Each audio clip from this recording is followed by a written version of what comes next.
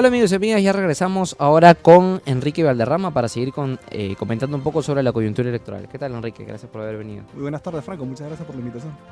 Para que ustedes sepan, Enrique Valderrama es político, en realidad es dirigente del APRA, también es analista político, es director del portal web de opinión .encuentro.pe, es coordinador del Centro para la Democracia Social y también es recientemente no en realidad, sino también es columnista de Expreso.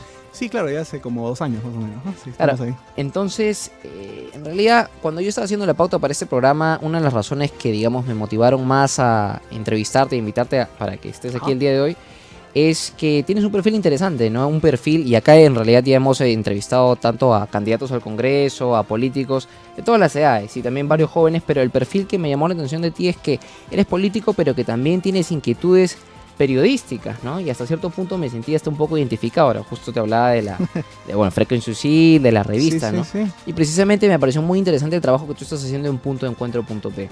Bueno, mira, en principio a mí me interesa muchísimo la política. Yo entiendo la política desde una perspectiva muy amplia, en la cual es muy importante el tema conceptual, el tema ideológico, pero es fundamental también tener programas de gobierno actualizados y de acuerdo a la realidad de cada circunscripción, ya sea regional o nacional. Creo que es importante fortalecer instituciones y tener también enlaces en la sociedad civil, enlaces con dirigentes sociales, una estructura orgánica armada. Pero de un tiempo a esta parte a nivel mundial creo que lo más importante y lo más gravitante en la política es la capacidad de poder comunicar tanto los planes como las ideas. Creo que el factor comunicacional es uno de los puntos fundamentales. Y un poco como tú has reseñado, soy de alguna forma vocero de temas de juventudes de la Alianza Popular, de alguna forma tengo algún tipo de influencia dentro de algunos diarios o ediciones impresas, y creo que es importante justamente fortalecer este tipo de periodismo ciudadano, como le llaman en algunos otros lados del mundo, en el cual la gente puede expresar diversas opiniones respecto a la realidad nacional. En Punto de Encuentro, si tú te has fijado, existe gente de Perú Posible, existe gente ligada a la izquierda, existe gente más conservadora, de derecha, existen socialdemócratas también que escriben, no necesariamente apristas, y creemos que es importante generar estos espacios, como creo que acá también se genera, para poder intercambiar ideas, que creo que es lo fundamental. Si nosotros queremos un país que avance decididamente hacia el desarrollo, tenemos que de alguna forma aprender a debatir alturadamente y no cuchillazos, ¿no? Claro, precisamente me imagino yo, por eso se te ocurrió el nombre, ¿no? Punto de encuentro. Exactamente, Precisamente en esa misma lógica. para confluir las ideas. Claro, y precisamente eso va unado a mi siguiente pregunta, ¿no? ¿Tú cómo manejas el tema de la pluralidad? Un poco ya lo has estado reseñando, ¿no? Que aceptas, digamos, a que gente de bastantes corrientes ideológicas puedan publicar en tu portal. Sí, mira, en Punto de Encuentro están gente joven que está apoyando la candidatura actualmente de Barnechea, algunos otros que están apoyando la candidatura de Verónica Mendoza, gente entusiasta con Kuczynski, escribe incluso Antero Flores Arauz, que es candidato presidencial, gente también de Orden y algunos también que apoyan evidentemente la candidatura de Alan García y del APRA, ¿no? De la Alianza Popular. Así que nunca hemos tenido un problema de sesgo, jamás nadie que yo haya invitado a escribir, que los fundadores de Punto de Encuentro hayan invitado a escribir, ha sentido veto alguno, de ninguna manera. Es más, ahora vamos a propiciar justamente la posibilidad de que no solamente hayan columnas escritas, sino también un espacio audiovisual en donde podamos tener entrevistas semanales a diferentes actores, tanto de la opinión política como de la política misma, de diferentes tiendas políticas para que puedan debatir. Creo que el espacio que se necesita justamente en el país es erradicar la política del odio, que es un punto fundamental. Si tú te fijas, esta elección se ha tornado violenta, se ha tornado agresiva. Huevazos, botellazos, Sí, piedrazos. evidentemente en otras elecciones pasadas incluso habían hasta expresiones mayores de violencia, pero a lo que voy es que deberíamos haber superado ya esa etapa, partiendo del punto de que hay que erradicar la antipolítica, que es la intolerancia, es el odio, es la vocación, porque tu verdad sea la única que prime. Creemos en el debate, creemos en el consenso, creemos en un punto de encuentro sobre temas programáticos que puedan llevar al país hacia el desarrollo, ¿no? Así que el tema de la pluralidad lo hemos manejado, digamos, de la mejor manera posible. Incluso tenemos ya una alianza estratégica con un medio de comunicación de tiraje nacional, estamos aliados con el diario Expreso, y nuestras columnas, algunas de las columnas de Punto de Encuentro se publican de manera interdiaria en Expreso, así que creo que estamos avanzando en ese sentido. Estamos buscando ahora algunas radios con las cuales podamos también tener este tipo de entendimiento para poder seguir generando corriente de opinión, ¿no? Claro. Ahora, ya aterrizando un poco más la entrevista, mucho se habla, ¿no? Y en realidad muchos voceros de partidos políticos hablan, mire, ¿sabes qué? Que tenemos que enfocar, digamos, concentrarnos en las propuestas, que mucho estamos nosotros perdiendo tiempo viendo si lo excluyen o no lo excluyen, pero a la larga solo se habla de encuestas, se habla de si excluyen a Keiko, a PPK. Y en realidad de las propuestas se habla poco o casi nada, y en realidad ya estamos a 3 semanas de elegir a los próximos 130 congresistas, representantes del Parlamento andino y al próximo presidente del Perú, que va a llevar las riendas de la nación durante 5 años. Entonces primero vamos a hablar sobre las propuestas. Evidentemente, ya que tú eres del APRA, las propuestas del APRA, ¿no? Yo pienso que en realidad estas elecciones, algunos partidos políticos, digamos, tienen propuestas en ese sentido, otros no tanto, pero el tema de la juventud, y por eso hablo tanto de la juventud en los programas, tiene que ser un tema muy potente. ¿Por qué? Porque los jóvenes somos el 30% del electorado, ¿no? Entonces, aquel partido que no visualice esa realidad puede ser que termine por la pata de los caballos en las elecciones también, ¿no? Entonces, el tema de la seguridad, el tema de la corrupción, el tema de la economía. Pero aprovechando tu edad, en realidad, y tu juventud, ¿cuáles son las propuestas principales, digamos, de la Alianza Popular en el tema de la juventud? Bueno, en principio, para hablar de un marco general, hay algunos temas que el país tiene que acometer definitivamente para dar el siguiente paso hacia la modernidad. El primero punto importante es cerrar el tema de la brecha en la infraestructura, por ejemplo, que son más de 100.000 millones. Es un punto fundamental. El segundo tema importante es el asunto de la seguridad ciudadana, que es un tema institucional muy fuerte, porque si no garantizas un clima ordenado en el país, los inversionistas grandes y la microinversión tampoco tienen miedo a que sean asaltados y por lo tanto no invierten. Otro tema importante que se tiene que acometer es el asunto de las reformas institucionales, fortalecer las instituciones. Y todo esto tiene que ver también además con dos cosas fundamentales: recobrar el crecimiento en el país y segundo, tener una oferta social, económica potente hacia el tema de la juventud. Entonces, entrando ya en materia de lo que tú has señalado muy bien, existen 2 o 3 cosas fundamentales que la Alianza Popular propone. La primera es un shock de empleo juvenil fuerte, sin necesidad de ir hacia una ley Pulpín, como la de Kuczynski, o como la de Humala, que Kuczynski apoyó.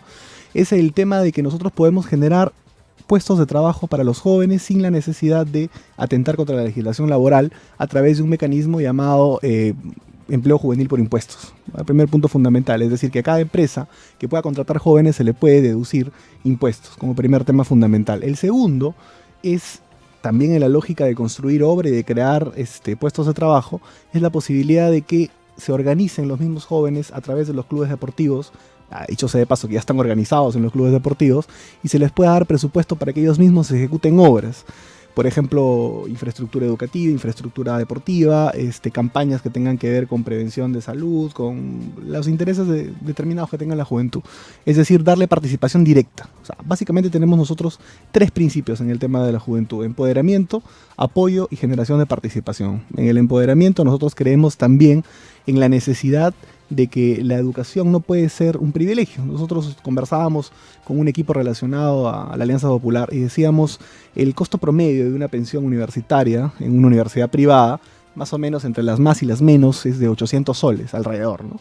Y el costo que te significa mandar a un hijo a una universidad nacional para una familia peruana, más o menos son 350, 400 soles, siendo bien austeros, ¿no? Si tenemos en cuenta que el ingreso mínimo es de 750, que llegamos a la conclusión lógica que la educación en alguna forma está siendo un privilegio. Entonces nosotros queremos romper un poco esa realidad, primero haciendo de que este concepto, por ejemplo, de beca 18 se incremente y que se focalice mejor, pero que se pueda hacer, poder dar becas para que se estudie mucho más, tanto en el país como fuera del país, que es un tema importante.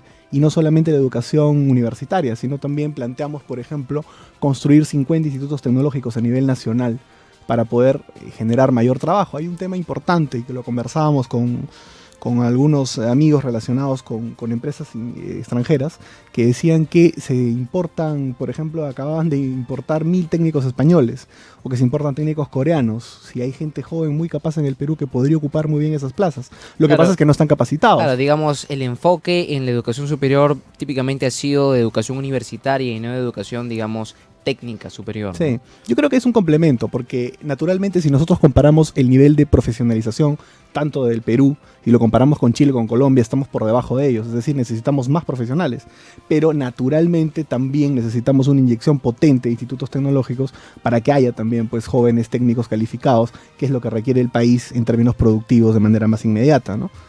No son excluyentes las visiones, pero sí hay que meterle punch a ambos, ¿no? Claro, ahora hablando un poco justo antes del corte comercial, estaba hablando yo del clima electoral, ahora sí que se ha causado. Y en realidad mucha gente le echa la culpa al Jurado Nacional de Elecciones, pero yo pienso que es una sumatoria de factores, ¿no? Está la manera en que, digamos, el Jurado Nacional de Elecciones ha aplicado, a veces tardándose mucho, demorando decisiones. Pero también está el hecho que el Congreso aprobó una ley que modificaba la ley de partidos políticos una vez que ya se había convocado el proceso electoral. Después el propio presidente que viola reiteradas veces el principio de neutralidad en el proceso electoral. Todo eso ha hecho que, digamos, sea una bola de nieve que cause desorden en el proceso electoral, ¿no? Justo estábamos hablando de la situación de Keiko Fujimori y su situación se tendría que resolver entre hoy día, mañana y pasado, ¿no? ¿Cuál es tu opinión acerca de eso? ¿Tú piensas que Keiko debería ser excluida? Bueno, yo pienso de que el jurado tiene que deliberar en sus dos instancias, porque estoy seguro que va a ser apelado así gane o si pierda, la decisión que tome va a ser cuestionada por alguna de las dos partes. Así que va a terminar siendo dirimida en el Jurado Nacional de Elecciones. Esa decisión se tiene que respetar. Lo que yo sí creo es que tenemos que partir de un tema importante. Primero, las elecciones indefectiblemente tienen que realizarse el 10 de abril. No debe haber ningún tipo de interrupción al proceso de elecciones. Lamentablemente, aquellas organizaciones que, aún que hay que decirlo, que la ley electoral es exagerada, engorrosa, no hayan cumplido la ley o se demuestre que hayan tenido algún tipo de faltas, deben ser retiradas. Creo que la ley se tiene que aplicar para todos. No es nuestro deseo, como organización, que esto suceda, pero como te menciono, la ley tiene que cumplirse para todos. Entonces, es un punto importante que el jurado debe, sin presiones de ningún tipo, decidir en sus dos instancias. Y ahora, si es que excluyen a Keiko, tú un poco van a ser alrededor de unos 30% de votos que al final la lógica te diría, y es más, eso dicen algunas encuestas, en realidad las encuestas no creo mucho que digamos, y de eso vamos a hablar, que sería un 30% PPK, el segundo más beneficiado sería Alan García y el resto ya como que se divide, ¿no? Pero la lógica no siempre funciona con los votantes. Por ejemplo, mucho, y este es el ejemplo típico que se cita de la historia peruana reciente, es que cuando se eliminó a Alex Curi de las elecciones, la gente pensaba que, bueno, los votos se podrían ir a Lourdes Flores o de repente a un centrista como, digamos, como el candidato Somos Perú. Pero al final los votos se fueron a Susana Villarán, que está en la antítesis del pensamiento del Escuri, ¿no? Entonces al final son como que unos votos locos, por así decirlo. Claro, ¿no? ¿Tú para dónde piensas que se puedan orientar? Lo que pasa es que hay un votos? tema emocional. En el asunto del año 2010, cuando tachan a Alex Curi, muchos de los votantes que se sentían identificados con Curi sintieron que quien había movido de alguna manera esa circunstancia... La culpable fue Lourdes, hay que fregarla. Que yo no creo que haya sido así, pero lo que pudieron haber sentido era que la culpable era ella, y por eso migraron a una opción que significase un enfrentamiento abierto con ella, que era pues Susana Villarán, porque la contienda se volvió más ideológica, ¿no? No hay una lógica ideológica en los votos, no hay una lógica que tú puedas decir cartesiana, racional. Lo que va a pasar es que hay algunos principios que se pueden cumplir relacionados al tema, por ejemplo, de la experiencia, al tema del liderazgo, al tema de que se lo asocia con una alternativa, por ejemplo, dura contra el crimen organizado, la delincuencia, de alguna forma. Entonces yo creo que las opciones que hayan demostrado más solvencia en esos temas van a ser los más beneficiados. De alguna forma yo dudo mucho que los votos de Keiko Fujimori, si fuese excluida, migrarían a Barnechea o a Verónica Mendoza o a Toledo, ¿no? Yo creo que Kuczynski y Alan García creo que recibirían la mayor parte de esos votos por una lógica no ideológica, como te repito, porque bueno, la Alianza Popular, particularmente el APRA, porque Alan García es aprista, representa más bien la socialdemocracia, un centrismo progresista, y Kuczynski de alguna forma está más orientado al manejo pues, económico del fujimorismo, ¿no? Más bien el voto que el del fujimorismo que migraría hacia la Alianza Popular tendría que ver, creo que con el liderazgo, con la capacidad para, por ejemplo, plantear temas en seguridad ciudadana que ya se ha planteado, ¿no? Como el asunto de las Fuerzas Armadas, que Keiko también, luego de decir que no, a decir verdad, afirmó también en el asunto, por ejemplo, del aislamiento a los delincuentes de alta peligrosidad que ha planteado Alan García en construyendo un nuevo penal del CEPA. Entonces yo creo que por ahí irían esa. Ahora, dicho esto, que es pura especulación, desde la Alianza Popular nosotros quisiéramos ganarles en la cancha. Yo estoy absolutamente convencido que en estos últimos días la ciudadanía va a reflexionar su voto y va a migrar hacia la opción de Alan García, que va a pasar a segunda vuelta y que luego podrá derrotar a Keiko Fujimori si el panorama electoral se mantiene tal como está. Si no, y con la salida de Keiko, pues veremos con quién nos enfrentaríamos en segunda vuelta. Verá, se habla de la salida de Keiko, después pasaba de la salida de Guzmán, de la salida de Acuña, ahora se habla de la salida de Keiko y desde ayer se habla de la salida posible de PPK. Y por eso justo habíamos preparado un video, el video de la visita de PPK a Junín, que lo vamos a pasar en unos momentos ahorita en pantalla, donde ahora se le acusa a PPK de regalar coquita, aguardiente, cajas de cerveza, las cajas al final. Han ahora, ¿no? hecho una contabilidad, creo, me parece, que excede los 30 soles. Claro, cuando en realidad la Aparentemente. ley y el porcentaje 19. dice es 19.60. Como ¿no? te digo, mira, todas las opciones que hay en incurrir, creo, me parece que el señor, en el plano congresal, el señor Luna también estaría comprometido en esto. Televisión regaló una beca, ¿no? Sí. Creo que todos los que han incurrido en alguna falta, si la ley está, la ley es igual para todos, tiene que cumplirse, ¿no? Lamentablemente. Pero, vuelvo a repetir, tiene que haber un consenso nacional en el sentido de que pase lo que pase, las elecciones se tienen que dar el 10 de abril porque este panorama de incertidumbre, este panorama de no saber qué va a pasar, al único que le conviene es al gobierno. Porque estoy seguro que están buscando tratar de acomodar el escenario para que ellos puedan tener o un candidato ganador que les pueda facilitar pues una huida o un alejamiento del país, o simplemente anular las elecciones de alguna forma, que creo que cada vez es menos posible, pero seguramente se les pasa por la mente todavía, ¿no? Mientras vamos poniendo el video, ahora yo te quiero preguntar una cosa, ¿no? Mucho se ha hablado de que el gobierno jugaba con dos caballos, ¿no? Con Urresti, con Guzmán, y hasta cierto punto es curioso, porque se fue Guzmán, que era el que estaba teniendo más éxito en las preferencias electorales, y casi inmediatamente sacan a Urresti. Pero muchos ahora empiezan a decir que hasta Verónica Mendoza de repente...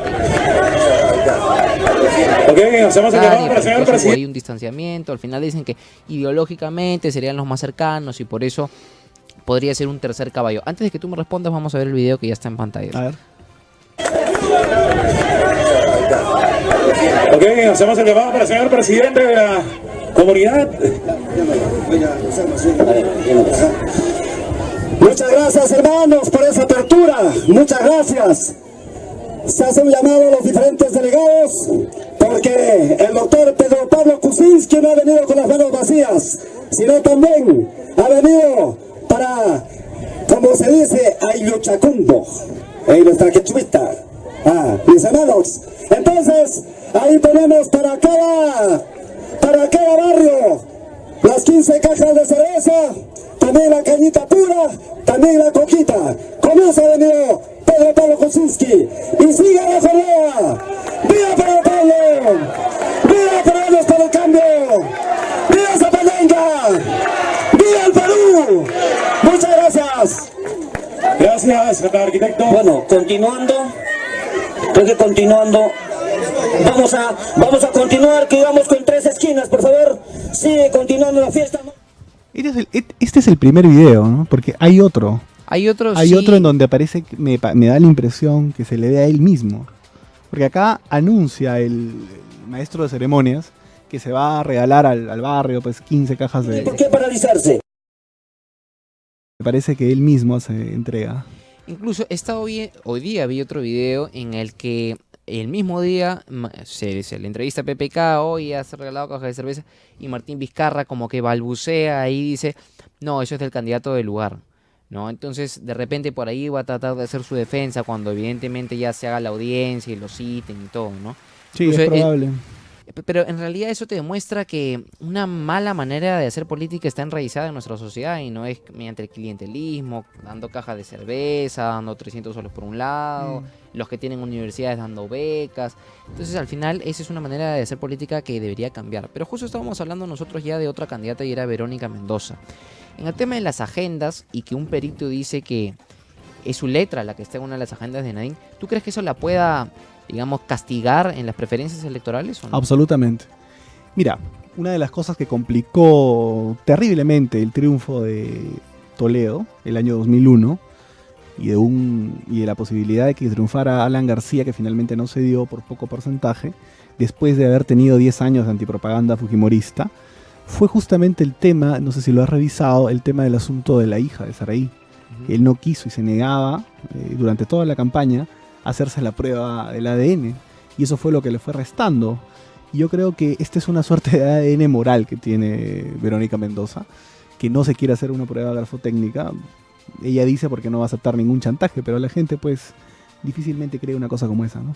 Entonces yo creo que si ella quiere que su imagen no se vea afectada, debería hacerse de la prueba. Y lamentablemente, si es que de verdad es su letra, va a tener serias complicaciones, no solamente electorales, ¿no?, sino legales. Yo pienso que las Además, complicaciones electorales serían las últimas de las que se debería preocupar. Absolutamente. En realidad. ¿Para qué tú vas? Evidentemente habrá pues algunos pocos miles de peruanos en Venezuela y que seguramente sus votos son absolutamente importantes también. Pero ¿para qué viajas tantas veces a Venezuela con Nadine si no es para recibir apoyo económico, ¿no? Ella viajaba con Nadine. Yo no creo que la pelea de Verónica Mendoza en el gobierno con los Humala haya sido fingida. Naturalmente se pelearon porque ella corresponde a un sector ideológico que quería hacer reformas equivocadas, que seguramente le hubiesen hecho muchísimo daño a la economía nacional. Pero lo que sí creo es que el gobierno tiene la idea de que si el aprismo o el fujimorismo, bueno, Alianza Popular, Alan García o el fujimorismo triunfan en estas elecciones, ellos se verían pues, sujetos a una persecución brutal, tremenda, ¿no? ¿Tú crees que si Alan García gana las elecciones se dedicaría a perseguir a la pareja presidencial o no? Yo creo que Alan García tiene la perspectiva de, tal como hizo su segundo gobierno respecto al primero, hacer un tercer gobierno que sea muchísimo mejor que el segundo, ¿no?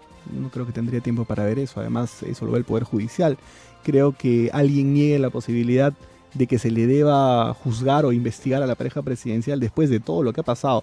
No solamente con las agendas, que es el asunto previo a la entrada del poder y regentar el poder, sino también a temas fundamentales como el asunto de la línea 2 del Metro de Lima, el asunto del gasoducto del Sur, que fueron concesionados con un precio determinado y luego se terminó pagando incluso más del doble en uno de los casos. Así que yo creo que hay indicios evidentes de corrupción, además con empresas brasileñas que ya sabemos en su país cómo, bajo qué circunstancias están a punto de tumbarse el régimen de Dilma, que ha tenido que prácticamente proteger con la inmunidad a Lula. El régimen ministro, al que ¿no? este gobierno le tiraba tantas loas cuando eran candidatos, ¿no? Que no Absolutamente. queremos el modelo venezolano, sino el modelo brasilero. Así es, así. El Y ahora- modelo brasileño, para hablar en términos programáticos, no es más que un gran asistencialismo al que han tenido sometidos al 24 o 25% de la población, entregando apoyo económico directo, no productivo, y una gran corrupción, ¿no? Entonces, es un poco la lógica de los programas sociales aquí, que incluso, y eso es importante decirlo, los programas sociales que ha aplicado el régimen de Ollanta han excedido en un 150%, o sea, 150% más respecto a los programas sociales que se aplicaban en la época de Alan García. Y tienes que la velocidad en la reducción de la pobreza ha disminuido 3/4 partes. Es decir, inviertes más plata y reduces la pobreza mucho menos. Es decir, solamente hay dos posibilidades, o una gran incapacidad o algún grado de corrupción, ¿no? Si tienes más plata y tienes más pobres, o reduces menos la pobreza, eso porque no sabes aplicar los programas sociales. Algo o porque malo hay estás corrupción. haciendo o por ahí en algún Alguien- lugar medio alguien malsano se le está quedando, se sí, le está quedando. sí. Ya para la última parte del programa vamos a poner un cuadro comparativo de las encuestas. Ajá. En realidad, yo no le creo mucho a las encuestas que digamos. Ahí justo estaba elaborando un cuadro con las últimas que han sido publicadas por Ipsos, por GFK, por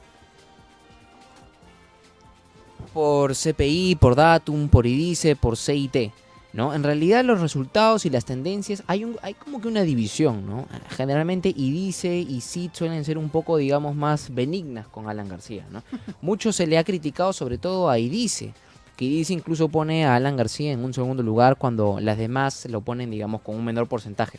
Yo pienso que hay dos extremos, ¿no? De repente Datum que yo, o sea, sinceramente yo veo ahí un 4.2% y yo pienso que es porque están picones porque les han metido una demanda, ¿no? Absolutamente, claro que sí. Pero de todas maneras hay un grupo, y eso sí no se puede negar, que por ejemplo Ipsos, GFK, CPI, que ponen a Alan García entre un 7%, 6.5%, y dice que lo ponen un 15.3%. No, en un 15.8 incluso. Entonces, ¿por qué la disparidad? Bueno, en principio, gran parte de la campaña, para primero ponernos metodológicos. En la primera parte de la campaña, tanto Ipsos como GFK, como CPI, como Datum, ellos aplicaron el método de la encuesta, en el cual tú no puedes, por ejemplo, medir, entre otras cosas, el voto oculto. Para empezar, digamos, no siendo mal pensados, ¿no? Entonces, IDICE hace ya bastante tiempo no hace encuestas. Lo que hace son simulacros de votación con tarjeta. Eso quiere decir que la posibilidad de que tú mientas al momento de que te encuesten es mucho menor, porque no tienes que decir, no tienes que recitar tu voto. Igual me parece que CIT ha aplicado simulacros también, porque medir el voto de la Alianza Popular o de Alan García o del APRE en general es muy difícil, porque primero hemos tenido una primera etapa en la historia reciente de mucho maltrato mediático y mucho acoso en la etapa del fujimorismo, de persecución abierta y de infamia y calumnia abierta durante 10 años, que si bien nos pudimos recuperar, algunas secuelas quedaron. Y ahora hemos tenido 4 años de propaganda terrible con la megacomisión, con los dichos de Nadine, con los dichos de los voceros del gobierno, donde entramos en una confrontación que sin duda nos ha desgastado también. Entonces, a la gente, bajo ese contexto, le resulta un poco difícil decir que va a votar por el APRA. Tiene un poco de dificultad para expresarlo, ¿no? Un poco de roche. Un poco de roche, sí, pues posible. Entonces, en el simulacro no se ve eso, porque finalmente no tienes que cantar tu voto. Eso es desde el primer punto de vista metodológico. El segundo es que, si tú te fijas en Datum y CPI por lo menos, ¿no? Para ser, digamos, benigno en el análisis, hay videos incluso de Montesinos hablando claramente que le entregaba dinero, $30,000 a una de esas encuestas al mes, para manejar la opinión pública. Eso es conocido. Es más, incluso me parece que en algún tiempo ellos se presentaran en los medios bajo otra careta, ¿no? Se ponían Pulso, se ponían otro tipo de nombres porque venían de una etapa en donde claramente habían sido manipuladas a través del dinero y compradas por Montesinos. Entonces no tenían mucha credibilidad. Y creo que a partir del momento en que nosotros denunciamos esto abiertamente, ha venido pues una etapa aún peor, ¿no? Así que yo creo que hay cuestiones que son muy poco lógicas. Vamos a partir del 7% que pone Ipsos, ¿no? Si tú te fijas en la votación del norte, solamente del norte, del Perú, tú te encuentras en que del 2006, incluso desde antes, 2001, 2006, 2010, 2014, el histórico no baja de 20% aproximadamente. Siendo incluso ahora, por ejemplo, en La Libertad, Murcia tuvo 30 y tantos por ciento. La salida de Acuña podría incluso hasta hacer que uno de esos... nos deja un corredor libre en el norte disputándolo solamente con Keiko Fujimori, ¿no? Los demás casi no existen en el norte o existen muy marginalmente. Ahora, tanto Ipsos como Datum como CPI nos dan en el norte 7%, 6%. Yo te garantizo que la Alianza Popular en el norte no va a tener menos de 22%. Pues, me queda absolutamente claro, sumando la votación de La Libertad, sumando la votación de Piura, la votación de Ancash, la votación de Lambayeque, y solamente ese 22%, 23% que se sacaría en La Libertad, en el norte del país, representa más o menos, sin contar Lima, Callao, Ica y todos los demás bolsones electorales en el Perú, representa aproximadamente el 6% de la votación nacional. Eso quiere decir que es absolutamente, ilógicamente y matemáticamente imposible que estemos por debajo de ese dígito. Yo calculo que estamos avanzando, estamos por encima de los 12 puntos, definitivamente. Ya para ir terminando, en un escenario hipotético de segunda vuelta, asumamos que Alan García pasa a la segunda vuelta y se enfrenta contra, digamos, si es que no le excluyen, claro está, a Keiko Fujimori. En todos estos hipotéticos escenarios de segunda vuelta, Keiko está como que apretada con todos, incluso se dice que PPK le ganaría a Keiko, pero al que sí, si creemos en las encuestas, revienta prácticamente es Alan García. Entonces, ¿cómo crees que se podría dar un escenario Alan versus Keiko en la segunda vuelta? Yo creo que sería absolutamente favorable para Alan García. Primero, 1, porque no le creemos en las encuestas, y 2, porque lo que se organizaría alrededor de la candidatura de la Alianza Popular sería la resistencia democrática respecto a la posibilidad de que el pasado de los 90s y la dictadura regresen. Y no solamente estamos hablando de un modelo netamente político que restringía libertades y que violaba derechos humanos, el tema de las 300.000 mujeres esterilizadas y una serie de circunstancias más, sino que sumió al país en una profunda recesión y despidió a 300.000 trabajadores. Hay un tema social, una deuda social pendiente del fujimorismo muy grave que estoy seguro que los gremios, los sindicatos, que vapuleó además el progreso del agro en el país. Con Alan García, a pesar de la crisis, la sierra producía mucho más en términos de agricultura. Fujimori le tiró al piso eso. Nos hemos ido recuperando de a pocos y estoy seguro que ni el campo, ni los gremios, ni los partidos democráticos apoyarían a Keiko Fujimori. Y seguramente formaríamos una gran coalición democrática en contra de la posibilidad de que la dictadura regrese. Así que yo creo que ese es el escenario más favorable para cualquier candidato en realidad, pero estoy seguro que la Alianza Popular lo aprovecharía mucho mejor, porque además tiene un programa social muy potente. Nosotros hemos Primero, garantizamos al sector trabajador de que no vamos a tocar la legislación laboral.